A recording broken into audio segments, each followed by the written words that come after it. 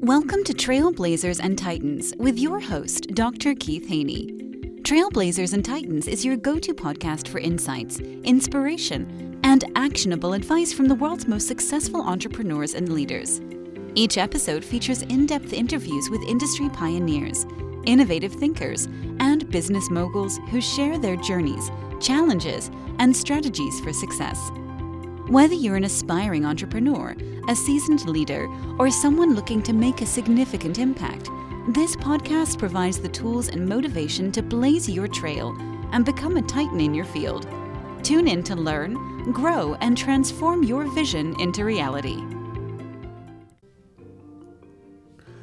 My guest today, Isabella Fortin. Her journey started in the Royal Canadian Air Force. For the next decade, she developed her communication skills and learned critical leadership skills by attending the prestigious Royal Canadian Leadership School. Upon transitioning to civilian life, however, those same admirable traits were not recognized or valued by the company she worked for. She was shocked to notice that how much of her every person for themselves mentality the corporate world was dominated the thinking. She knew this was no way she or anyone else could reach their goals in this type of atmosphere. So she decided to start her own business and create a better company culture that puts humans first. We welcome Isabelle to the podcast. Isabelle, welcome to the podcast. It's so good to have you on. Looking forward to this conversation. Love talking about leadership, and I love talking to people who love to talk to leaders. So we should have a lot of fun. We should, and thank you for having me, Keith. I'm so glad. So I'm going to ask you my favorite question that every guest has to answer before they get through the portal of deeper questions. And that is, what is the best piece of advice you've ever received? It would definitely be listen more than you speak. Okay. I've heard that before. That's really interesting. Seemed like just seconds ago I heard that. But anyway. Yeah, it seems like, yes. And how do you apply that when you're working with leaders? I'm curious. Well, I actually, I make sure that they start with me. So if they ask me a question that I've, kind of already answered, I'll go, gotcha, because if they do that to me, that means they're doing that with everybody. And I mean, Keith, truth be told, I do that too. Everybody does that. Sure. We feel, and kind of rightfully so, that communication is all about talking, and it's about getting your point across, and it's what do I want? How do I want it? How do we get it done? And even if you are in service of others, you still have that kind of, but I have something to say. Right. We need to be heard, and that is true. And it's true of leaders too. However, if you want collaboration, you have to bring people with you. And in order to bring people with you, well, they have to feel heard. So in order for them to feel heard, you have to shut your pie hole. So do you ever, with leaders, like throw something out there that's totally out of the blue to see if they're actually paying attention? Because a lot of times you go to a meeting and you really don't intend to listen. You're just kind of present, but you're not actively involved and engaged in the meeting. So do you just throw things out randomly to see if they're actually paying attention? All of the time. And I have a wicked sense of humor. So I'll say something like nasty, or either nasty or gross, or like something that, I'll give you an example, and please don't be grossed out and judge me by this. But if I see people are just, in their minds and not really paying attention, is okay. And so the following step will be to, we're all going to eat our vomit. And then, and Keith, I'm telling you, half the time I don't even get, eyebrows raised. And now I know that I don't got them no more. Right. So how do you get them back? That's a good way to see who's actually listening and paying attention to what you're saying. Yeah. How do you get them engaged again if you've seen that you've lost them? Stories. Okay. Stories have worked, as we humans, we've been telling stories to one another for ever since we existed. That came even before language was invented. So yeah, stories work. And even on a neurological aspect of things, stories aren't processed the same way in the brains as information is processed. So when you share a story, and we do that unconsciously, we listen to the story and we see how it's applicable to us, and not in a narcissistic way. It's just that's the way that the brain, it's biology, it's not narcissism. And so we'll hear a story about something that went well, and either we'll go, oh my god, I can't wait this happens to me, or we'll say, oh wow, yeah, this happened to me too, or something similar to that. So we take the story and kind of make it about us right now, like right away. And that's why we, watch movies and watch television and read books, No, I love because that. we can make it about us. Right. Yeah. And I love talking about myself, so that'd be great. There you go. Makes two of us. That's right. I like It's like talking about you too. it's like that commercial. I'm the most interesting man in the world. No, I'm just kidding. Well, so far you're a very interesting person, so we're good. There we go. I'm curious, as you look back at your life, who are some people in your life who served as mentors or inspiration for you in your journey? Oh, the first one would have to be my maternal grandmother. She was born in 1906 and she had a grade 2 education. She was the eldest of her family. So, that was that, right? As soon as her mother had more kids than she could handle, then the oldest of the family were pulled out of school to help raise the youngest. That's what it was. And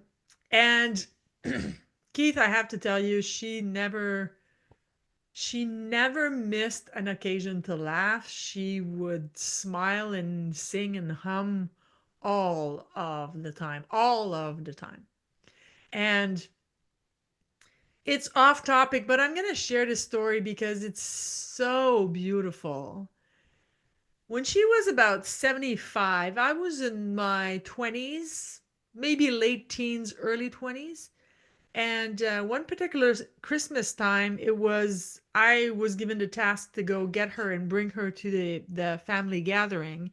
And when I entered her little studio apartment, she was sitting in her rocking chair. So far, nothing, nothing new or exciting about that. But she wasn't knitting; she was reading. And truth be told, to that day, I didn't know she could read. I truly didn't. Wow. She was reading, and she kind of looked up, and she would call me darling. And she kind of looked up. She said, "Oh, darling, can you give me just a moment? I just want to finish. Like I got a page and a half before the end of my chapter. I really want to finish the chapter before we leave." And again, truth be told, I'm not a very obedient person, as you can probably guess. And but my maternal grandmother, I obeyed without question, ever. I don't know why that is. She wasn't particularly strict or anything like that, but she would have told me to walk on broken glass and I would have without question. So I sat there quietly on her little single bed and I sat and I waited until she was done. And when she finished, she closed her book and she put it on her heart and she took a deep, deep breath. And she looked at me and she said, "Oh, darling, I didn't know I loved reading." She was Mm, 75 years old.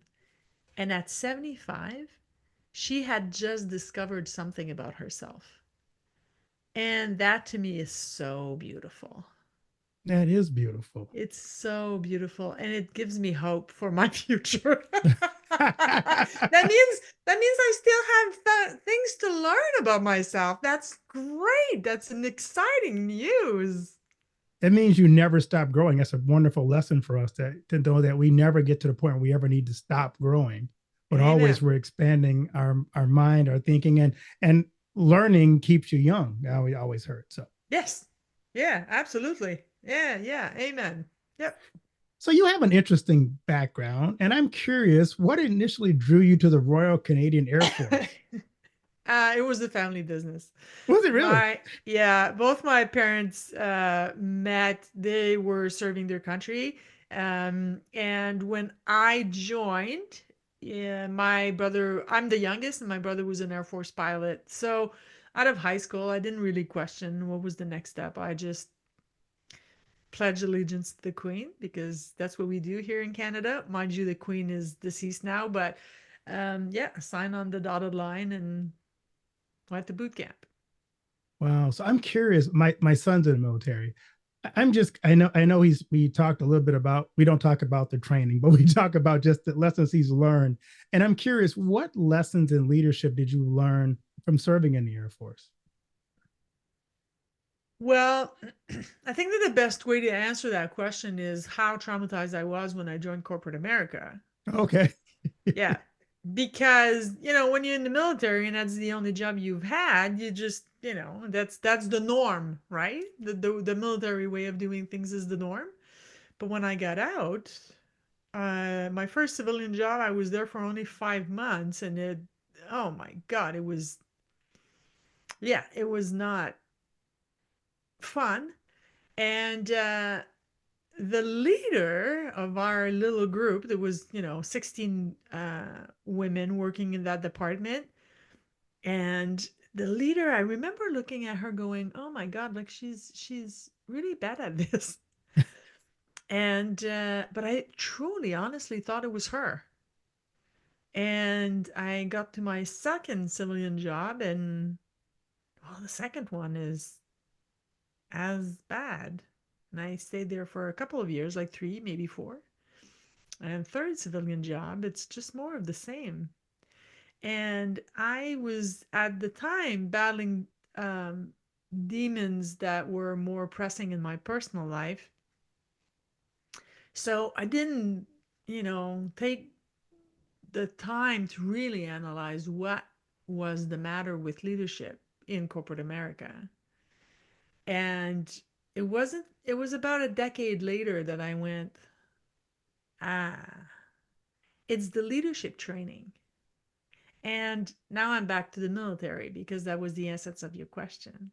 So in the military, and I'm friends with people who served in the U.S. Navy, in the U.S. Army, in the Marines, in the Air Force. I have friends that served their country in Czechoslovakia and Germany and France, and I have military or veterans around me from everywhere in the world. And it seems to be like that everywhere. So the way it works is, in order to get promoted, you need three things. The first time is time in. So if you're eligible for rank whatever, let's say corporal, it's after 4 years of service. Well, if you have 3 years and 9 months, you're not eligible for that promotion. The second is you need to have your training as in your trade. So I worked in training control. That's the name of the trade. And so I needed, let's say, a qualification level 4 in order to get promoted to corporal. And the last thing is, in order to achieve a rank where you are going to be in a leadership position, you need leadership training. Mm. And if you didn't get the leadership training, you don't get the promotion. Now, in the civilian world, and it's still like that to today, it's actually gotten worse.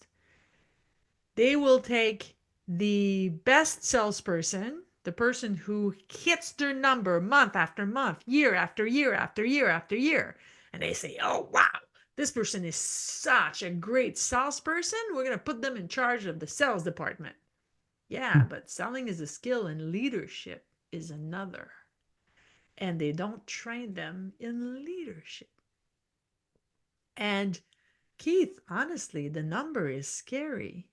Because in the US alone, leadership training is only 6%. Wow. Leaders that get leadership training. And the bigger the company, the more they are likely to get training. So Meta, they will form Amazon, they teach leadership to their quote unquote bosses. But mom and pop shop, or even 500 employees, they don't train their people in leadership. And leadership is a skill. So as you think about, as you study that, why is that the case? Is it that people think leadership is you born with it and your skills are what makes you a leader, or they just ignore the importance of leadership? I think they ignore the importance of leadership. That's the biggest one. And the other thing is we still, and it's the same thing here. This is not America bashing at all. It's they corporate America confuses management and leadership. Mm, There's a lot of managers out there, but they call themselves leaders. But that's not what leadership is. Leadership is not about getting things done. Leadership is about taking care of the people who actually do the job. And they confuse that. I just did my dissertation on leading change in churches. And part of that was I tried to study, did different leadership styles, were they more effective or less effective at leading change than others?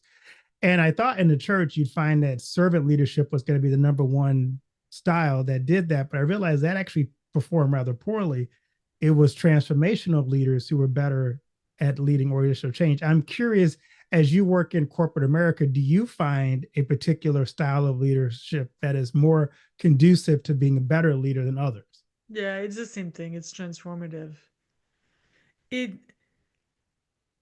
it is really surprising how little the employees or the team members need to feel seen, heard, and valued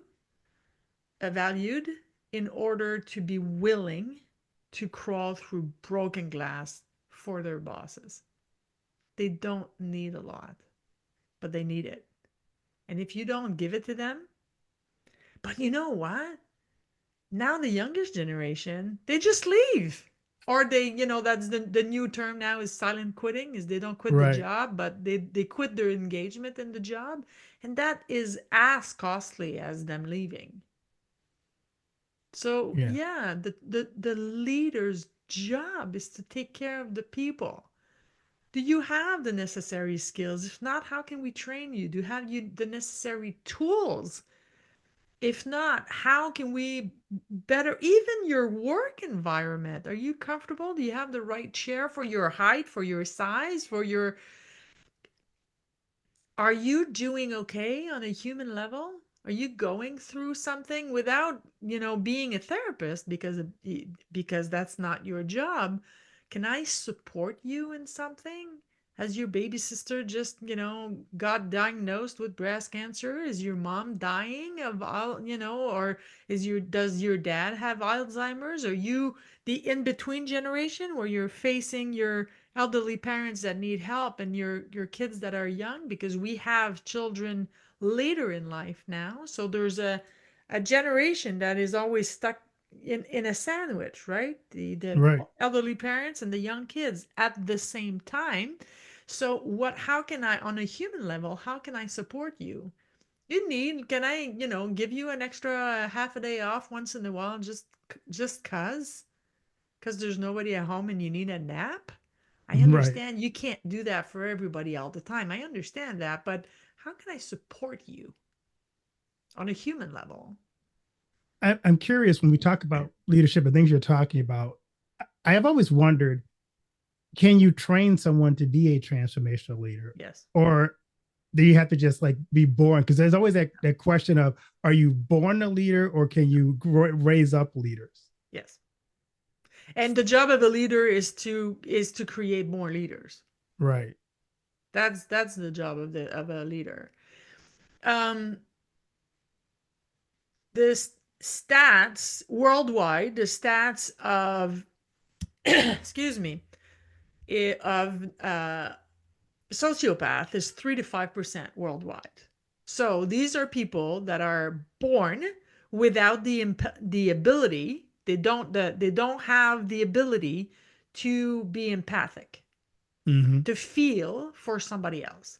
So they will become, either mass murderers or CEOs of extremely large corporations. And unfortunately, I'm half joking Right. because worldwide 3 to 5% are, are sociopath, but CEOs of Fortune 500, that number is between 6 and 10%. Wow. That means more of these people get all the way to the top, right? Because they're extremely manipulative and they, get to have what they want. So are they happy? I doubt it, but um that means that 95, let's say we take the biggest number and it's 5% of people that are sociopath. That means 95 people, 95% I should say, out of close to 9 billion people have the ability to feel empathy. But Keith, you're in a church. Empathy can be developed. Empathy can be increased. It's a muscle. And the more you do it, the better you become at it, the more you inspire it, the better you become at it, and the more it's around you. It's the same thing with leadership because when I start working with a leader, I always tell them there's 3 pillars of leadership: adaptability, empathy, which are both of them are necessary and absolutely mandatory, at least to work with me. But the first one is humility, being coachable, being willing to learn. But you know what? You have to be willing to learn from your people too, Right. because they Right. have something to teach you. Yeah, that is really critical. Yes. And I wonder if West servant leaders get caught up in my study was they got caught up so much in not wanting to have their people upset with them that they didn't do the take the next step of you may be upset, but my goal is to develop you into a better you, and the bigger goal is to focus on the overall goal of the organization, Mm-hmm. not just making you feel good. And I think Mm-hmm. that's what I discovered in the churches was in church doesn't move beyond that next level is we get stuck in I want people to like me kind of a thing. Yeah, I was just as you were saying that, all I was thinking was they become people pleaser if they are Right. not already. Right. Yeah. And I mean, there's 4 positions of leadership. There's 3. There's the leader ahead, the leader behind, and the leader on the side. The leader ahead is like, follow me, I know where we're going. The leader is, on the back is like the one, pushing them forward all the time. And the one on the side is going, oh, let's go. It's like almost a cheerleader. Right. But the reality is sometimes it's okay. You have to be in front, and sometimes you have to be in the back, and sometimes you have to be on the side. And so it's not one position that's accurate. And sometimes you do have, or it'd be better if you're a servant leader. But if you're always a servant leader, yeah, I think you're just a people pleaser. You need Yeah. to be liked more than you need to do your job. Yeah. Right. I do like to be liked though. Of course, and who doesn't? But I remember in leading sometimes it's like they're not going to like me, but we have to do this. Yeah. And if you don't get to the point of we have to do this, you just get stuck in organization. And sometimes it's painful. The change that has to be made is painful, and you realize that it's going to take a hit. But Mhm. if we're going to get beyond this nice comfy thing, this nice comfy place, then we have to be able to step out in front and take some hits. Yes, and evolution comes with revolution. Right. I mean, I have a coach. I have several, but one in particular, and in my personal development as a human being, and I'm going to be very careful not to use foul language. But when I tell her to F off, it's because she is hitting the nail. She is hitting like right on the nail. She is not 1 millimeter off. She's not doing this to be vindictive or unkind, or actually quite the opposite. Is she's showing me something about myself I may not like to hear, don't want to admit, But in order to be better, I need to face that. So it's sometimes it's the same thing as in a leadership role. It's just, and it's not the I'm going to beat you up and I'm going to be unkind. That's not serving either. But it's I'm not going to sugarcoat everything because I want you to like me. Your growth is more important. Yeah. I'm curious, how important do you think it is for leaders to have a coach? I have had coaches in my life, and it's been sometimes, especially moments where I was either stuck or I felt like I need to take another level, and I was getting there, but I just wanted someone to kind of, give me that incentive or give me some insights I may not see. How important do you think it is for leaders to have a coach? Crucial. Whether they call it a coach, a consultant, or a mentor, it doesn't matter which word or title I yeah, and truth be told, I don't like that title. I don't like the coach. I think it's been overused and Yeah. people don't know what to do anymore and they call themselves coaches. um so but yeah, it is crucial, and it is crucial for the employer or manager or leader to also be willing to learn from their people, from their teams. If somebody walks in my office, in my organization, if somebody walks in my office and asks me a question and I don't know the answer, they're not getting a BS answer. They're getting a I have no idea. Followed by, okay, so we're going to sit down, we're going to figure this out. And if that person is the best person to figure it out and their way works, why would I say no to that? I From don't your have we don't have Yeah, all the answers. no, we don't. From your vast experience, what's your process for helping corporations or companies develop leaders in their organization?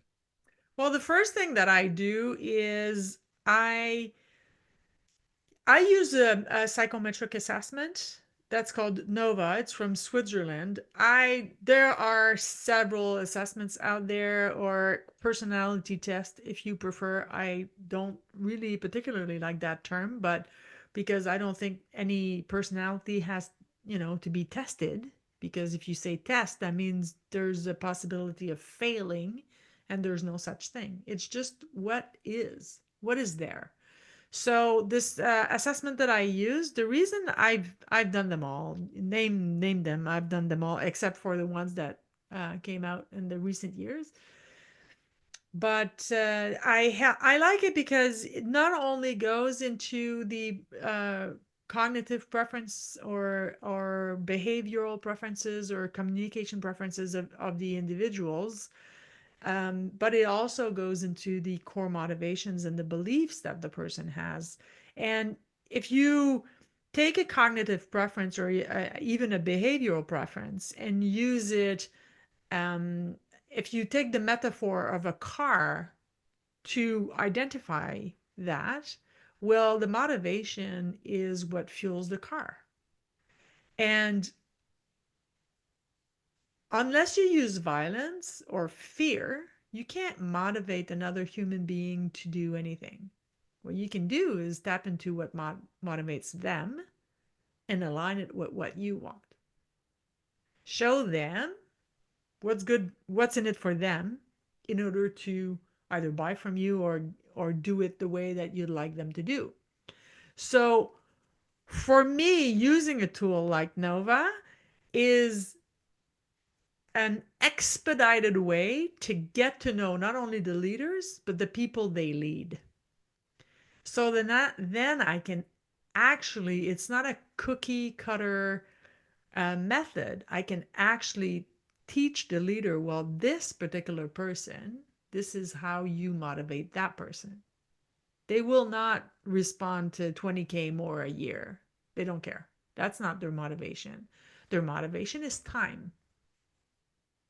And the other person, when you walk in their office, if you go straight to the point and you don't take the time to have a human connection with them, they feel offended. And that's all just the way that their brain is wired. Because some people prefer when you walk in their office and go, and you could talk with bullet points and they would be happy. And some others are a little bit more relationship oriented and they need you to ask how the mother was and what'd you do over the weekend, and oh my goodness, you started CrossFit. That's wonderful. You like it. I can see you like it. So it's how the leaders can truly, in an extremely expedited way, adapt their leadership style and their communication style to the individual much quicker than just by trial and error and misunderstanding and frustrations. And most of the time, people quit because people don't leave jobs, they leave bosses. Mm.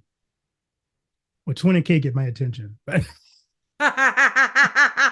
Got mine too. I have expensive tastes. But I'm auto financed, so I'm that's right. okay. That's right. Oh, I love talking to you, Isabel. I am curious. One of my other favorite questions is, what do you want your legacy to be? Oh, perspective. I seem to have, and I've recently discovered that, recent in the last 5 to 7 years, I seem to have a different perspective on many, many, many things. And regardless of the subject of conversations, regardless if I'm at work or in my personal life, if I'm with my significant other or if I'm with friends from all walks of life and from everywhere in the world, I always seem to look at things in a different way than Mm, most people. And when I was younger, I didn't know that that was the difference. And although, and I was trying to not fit in, but I was trying to, like, I was questioning myself, like, why do I always have a different way to look at things? And now I do the complete opposite. It's just, I embrace it. And I welcome with open arms people who think differently than me, mm, because that's how you grow. I talk about my best friend very often. We've been friends since 1989. And Keith, we have nothing in common. Nothing. She's married. I am not. She has children. I do not. She lives in the boonies in the middle of a field. I live in the suburbs. She, the only place she travels to are all inclusive packages, and that's okay. She's paying for the vacation. She can go where she wants. I go to an all inclusive vacation once every decade for 5 days and not 7. So we have nothing in common except that we truly, deeply, deeply love one another as human beings. And the reason, the number one reason she is my best, best, best friend ever for 36 years now is because whenever I go to her, she will always see things differently. Always. And take any subject on this planet and she will see things differently than I do. And that has allowed me to broaden my horizons and understand the world better. I love that. I don't I don't particularly like people who always say I seek like-minded individual, because what it sounds to me, that doesn't mean they are. It's my perception. But what it sounds like to me is I don't want to grow. Mm, I'm fixed in the way that I see the world, and I am not open to seeing it differently. very That true. being said, that doesn't mean they are. I'm just saying Right. No, this is what I hear just by that sentence. Yeah. which is kind of one of my podcasts. I always get people who I don't necessarily agree with because it makes for a more interesting conversation. Absolutely. Because I find that we've become so polarized Yeah. in every country. You know, it's not only what's happening in the States or what's happening between states and Canada. It's that's politics aside, we've become polarized. But what happened to discussing things and not trying to convince the other person that we're right and being just open to learning something. And that doesn't mean you and I could talk about anything and see things very differently. And at the end of the day, I'll still love you. You'll still love me because you're a human being. You're walking this planet. You're doing the best that you can. Right. Exactly. And so am I. So isn't that enough to at least talk? Right. I'm I not would trying agree. to convince you my way is the best way. I'm just sharing you what my way is like Right. and vice versa. But we've lost that. Yeah, we have. So as we Sad. wrap this up, and this has been a great conversation, where can people connect with you on social media?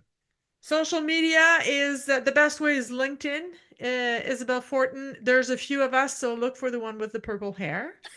And on my website, againsttheordinary.org. And please be gracious with me. My website is not the best looking. It is getting a paint job at the moment. But yeah, so it's just, I did it. And I don't know. I don't drink alcohol, but I must have been drunk on something because yeah. Well, AI does an amazing job with websites, so you can do that. True, very true. Well, thank you so much for being on. You have a Thank you. wonderful, blessed day. Thank you for sharing about leadership with my audience. Thank you very much for having me. You can have me anytime. Would love to.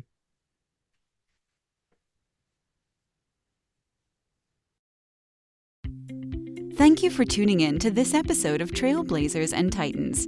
If you enjoyed our conversation and found value in the insights shared, please subscribe to our podcast and leave us a review. Your feedback helps us reach more listeners and continue bringing you the stories of the world's most inspiring leaders. Don't forget to follow us on social media for updates and exclusive content. Join our community of Trailblazers and Titans, and let's continue to learn, grow, and transform our visions into reality together. Until next time, keep blazing your trail and striving for greatness.